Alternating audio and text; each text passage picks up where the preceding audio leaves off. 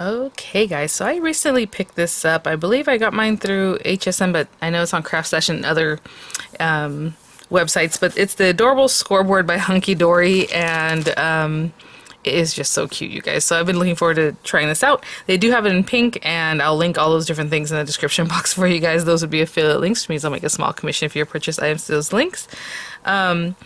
So it's basically a scoring board, a scoring tool, and as you can see, well, maybe you can't see, it's very large as far as my camera setup, but it fits a 12-inch square piece of paper all the way, right? All the way down to the bottom, and it has a little extra, so it's not like your paper just hits the very bottom. It has like an extra, maybe quarter-inch or something down there. And then on the other side, and then you have your tool here, sorry. And on the other side is centimeters, so up to 30 centimeters. Square. So I'm gonna take this out of the packaging. Super cute. I mean, as far as comparing this to like the Crafter's Companion scoreboard, oh my goodness, this glue is really on there. I'm gonna have to cut this. That glue is sealed tight. It depends on which Scoremaster scoreboard you're talking about. Obviously, I have like the Martha Stewart one, and I have one from We Are Memory Keepers. I have all kinds of score. I have the ones from oh, what was this company? This guy. The Score Pal, which with back in the day was like everybody had the Score Pal, right? So this is the Score Buddy. It's the smaller one. I have the Score Pal too. So this one's obviously you might want to take it with you. Look at this. Haven't used it in years, and it's glue on there still from whatever I did a long time ago. I have the Score Pal. I usually just bring out my Scoremaster from Crafter's Companion. I'll show it to you really quickly because it's also purple. This one. And I already have it marked at 4 1/4 because that's like the line that I use the most often and all that. And it has this little scoring tool, which I just keep in front of me, but it basically pops in here if you wanted to keep it on there. And this one does have the inches and the centimeters also, but I always just keep, like I said, keep this here because I use it for different reasons. They also have a big guy that I haven't seen in a long time, so I don't know if it's anywhere right now, but this is the larger scoring board that does go up to 12 inches on the one side and 30 centimeters on the other. Again, tool is there. With this kind of board you can do boxes. So on this side you would do your box lid, on this side you would do your box base, but to do that you would flip it and it tells you there box base, and then you start from this side scoring this way. Well, on your box lid you start up here and you score just normally, right? This is similar in that you can make boxes on this, but it's a little bit different. So they're showing you all these different examples. I did actually order the little book. It's on its way, so we'll see if they have anything in there I don't already know or am aware of. It says inbuilt box making technology. That's funny because I would say built in, right? But that's how we would say it. Fits up to 12-inch cardstock, double-sided, imperial, and metric. Increments as small as an eighth, which I love. I think it's very difficult for companies to do 16ths because, I mean, 16ths are just, you know. But I love that it has eighths because we definitely need those. Center point marked, which is here. It's marked by a 0. Okay, so that's one thing. When you are going backwards, you're gonna have to know your numbers backwards. Even though this is 12, that essentially is the 0. This would be 1 inch, 2 inch, 3 inch, 4 inch. You know what I'm saying? Because the way they do their box making is you're gonna do your lid over here and you're gonna do your base over here, but you're gonna go backwards. You're not flipping this or doing anything like that. So it is a little bit something you have to keep in mind, right? Indents on the top of edge board, which is really nice because you can start up here and your paper is down here, so like you're not missing that little top part of your paper when you go to make your mark. Carry handle. British design and manufacture, that is a plus. I prefer card making, box making, or other large projects. So what I've heard from you guys already, just when I had this in my haul. Oh, how do we pop this out? I don't want to hurt my nails, but this is really in there. My nails are kind of long, you know? Okay. Is that this is really great with the Hunkydory paper because it's like really thick paper, and this guy will get in there without like scratching it or hurting it. Really nice beveled edge over here, so you can use it for your scoring. Usually with this one, what I mean is like to burnish it. You know, I do my scoring, and then when I'm done, I kind of go like this. So I just use this base piece, and then you can see it's kind of like shiny because I use it so often that way. But this one, you know, you would do your scoring, and then later you can do your burnishing or getting your edges in there with that side. I guess you can still do it on this side too, but I would leave this for the scoring. So it feels really nice. I don't even know if it says anything about being yeah, it does. Ergonomic clip-in scoring tool. It does feel very nice. What I think I'm going to do today, just to try it out, because obviously I'll be using it here and there, It is just too cute. That's why I had to get it, you know, adorable. Just cute. And then, like I said, the bright pink one, I should have got it in bright pink, to be honest. But that's okay. What I think I'm going to do is grab some Hunkydory paper. And I think I'm going to grab some mirror card too. And we'll see, or at least like metallic card, just to see how it scores on there.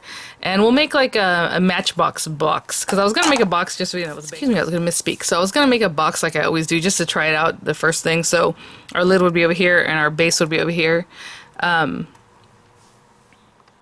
Sorry, but I think what we're going to do is like a Matchbox type of box, because it's basically the same thing, but it's a little bit different. So just to do something different today. And down here, I do want to point out, it does say box lid, like this is where you're going to work on this side, and box base. But again, you're going to have to keep your numbers in your head backwards, okay? Like it's not, doesn't say 1, 2, 3 for you. It just says 12, 11, 10, 9, you know, when you're going this way. So I'm going to grab some paper. Let's actually think about what we want to do. Pencil, scrap paper would be nice. Here we go. Oh, look at that. I reuse this to make other numbers. What we're going to do is, let's make a little matchbox, and it could be a square, it can be rectangular. Let's do rectangular just so that we have a different shape, and then we'll go from there. So let's say we want our finished box to be, how tall? 4 inches tall, 3 inches wide. Let's say 4 by 3. And how high do you want it? I would say an inch. Let's just say an inch tall, right? So if we want an inch height, we need at least an inch on this side, obviously an inch all around.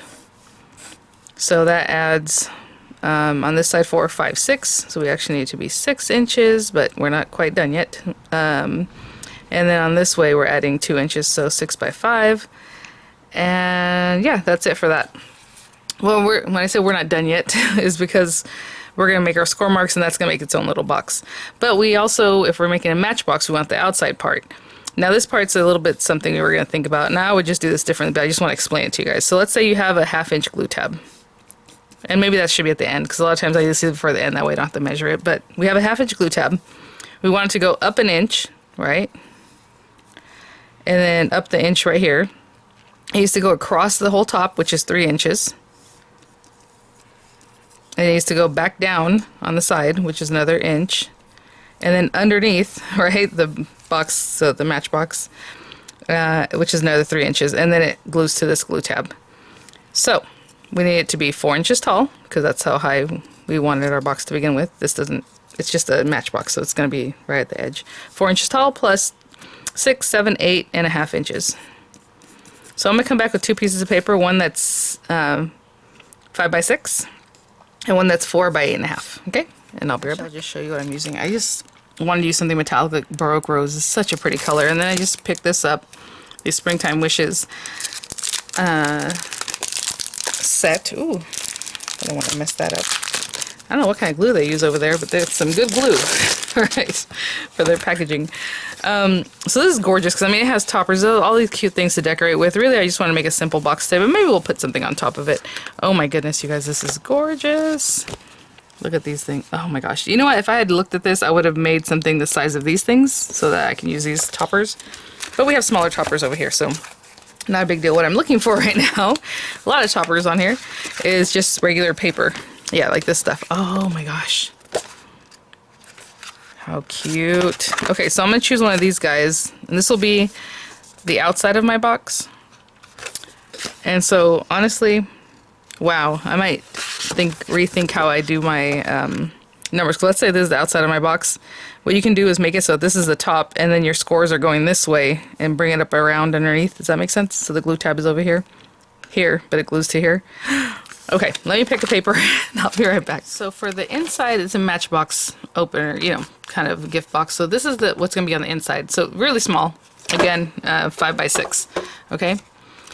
This guy is what's going to be on the outside. So what I was trying to say is, if we have all our numbers and we're doing our score marks, if you wanted like that image that was on this side to end up on the top, then just, you know, score this way. So our score marks would be 3 and then 1 inch and then the other 3 inch, you know, leaving the 1/2 inch, so that your design is here and you bring it up and around. I'm just working with this paper, so if it's pattern paper that doesn't matter, then it doesn't matter, right? But with this one, I do want it 4 inches tall. So I'm going to use this paper and 4 inches tall. And you know what? I'm going to make it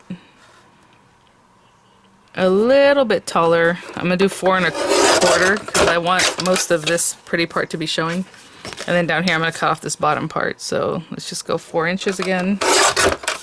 And that way it works out for my project, right? 4 inches tall.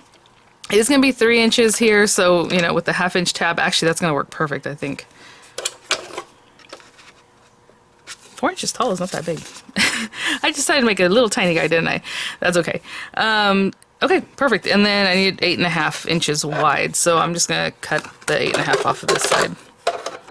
And the only reason I'm talking about all these things is because I want you guys to know, like, when you're doing this at home, how you can make up your own numbers and all that. So 8.5 inches, and I hope that's correct. And of course I can use this beautiful paper for something else. I mean, you can make a matte layer with that, right? I will not get rid of those. Let me clean up and we'll get to scoring. Guys, moment of truth. So we have our piece of paper here that's 5 by 6. So 5 by 6. And we're just going to score it an inch all around. Now, I have heard from Hunkydory, whenever they're doing their tutorials, to go ahead and turn over your metallic papers. You know, it's up to you. And we're going to do 1 inch all around. So I went to 4 because I know this is 5 inches, but okay, let's just say we're going to go to 1. So either, and what I'm doing is starting that little groove and bring it down. It feels really nice. So, look at that.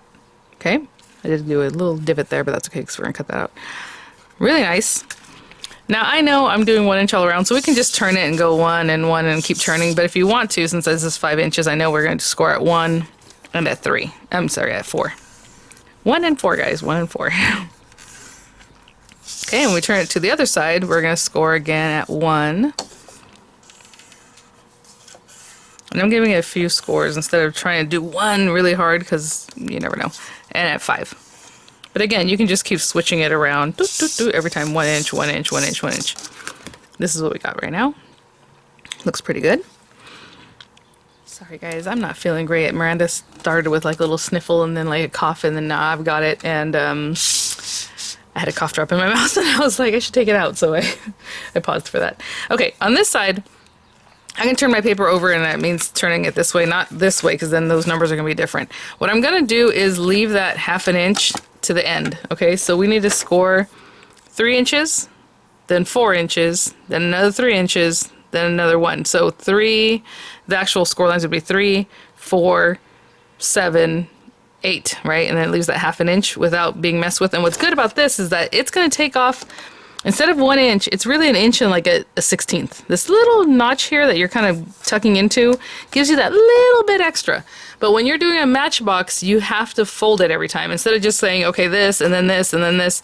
Or, you know, when you usually make like a box lid, you score it, turn it, score it, turn it. And this time you will score and turn, because if you don't, you'll be in big trouble. Okay, let's say you're making a box lid. Over here I showed you can just keep going.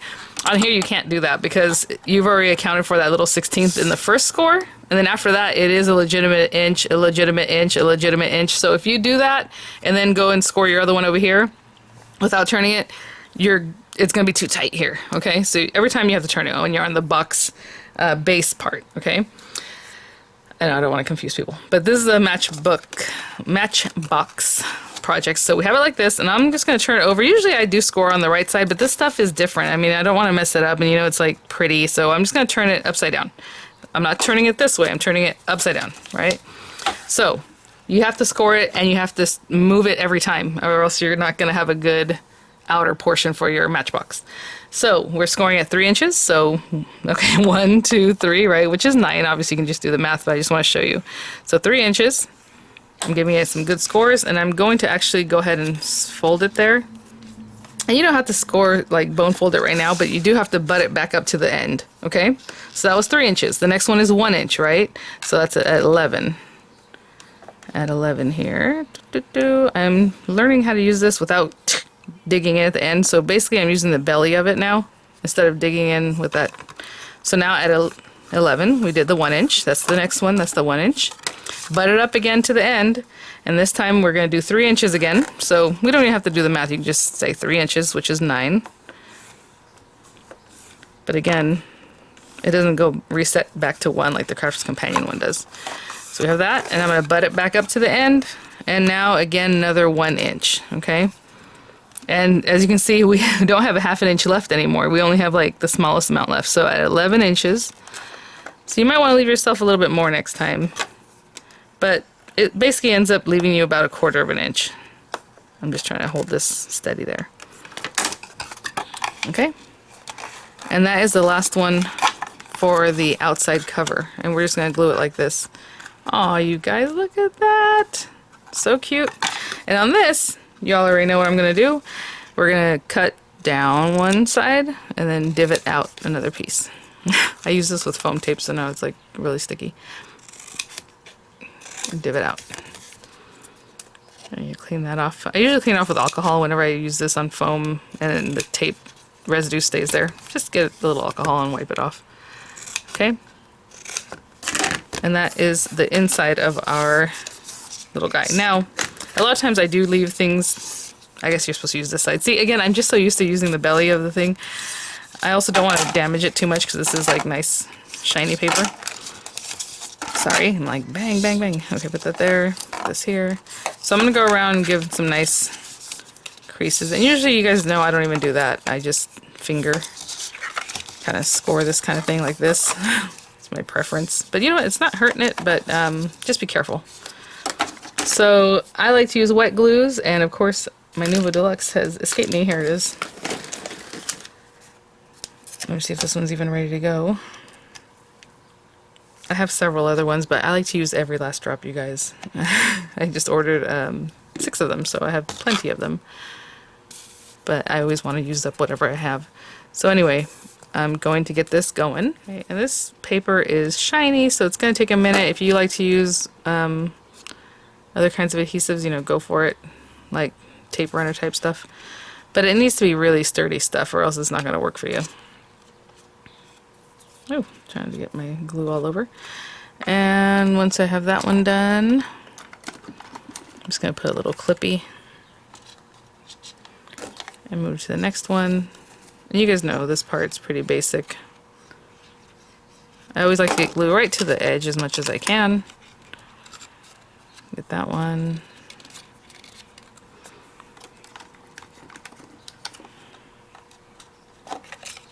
There we go. And then I'll just continue around. So of course glue, glue, and glue those down, okay? I'll be right back. While this little guy is drying. And I know it seems weird because this, you would feel like this is the lid because it's going over the top, but no. When you do a Matchbox, this is considered the box lid, the part that's inside, and then the part that goes around, you're going to measure on the box base side. But I guess if you think about it, I'm just going to divot this away so to make it look nicer. It makes sense because you need that little extra all around for this to go on top, right? So it's, I don't know how to explain it. You're just getting that little extra bit instead of taking it away.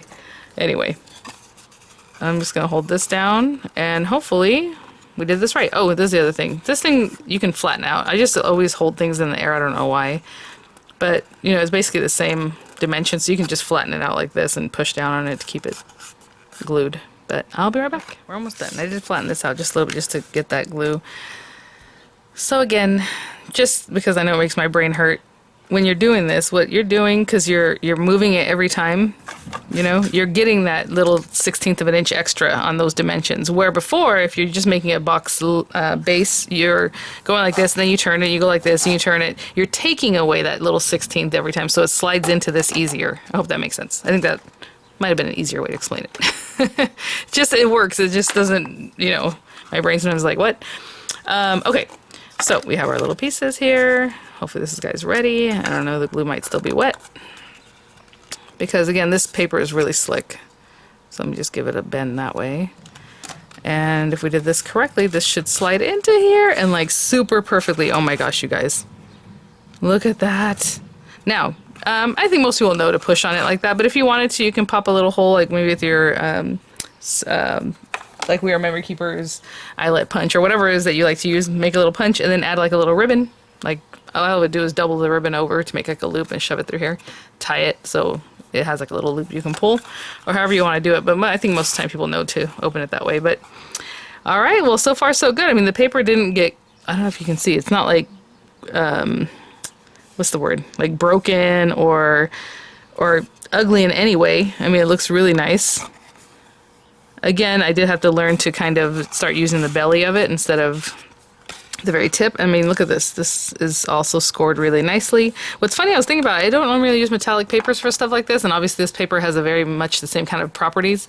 I usually just matte and layer, so I'm just cutting it more than anything than scoring it.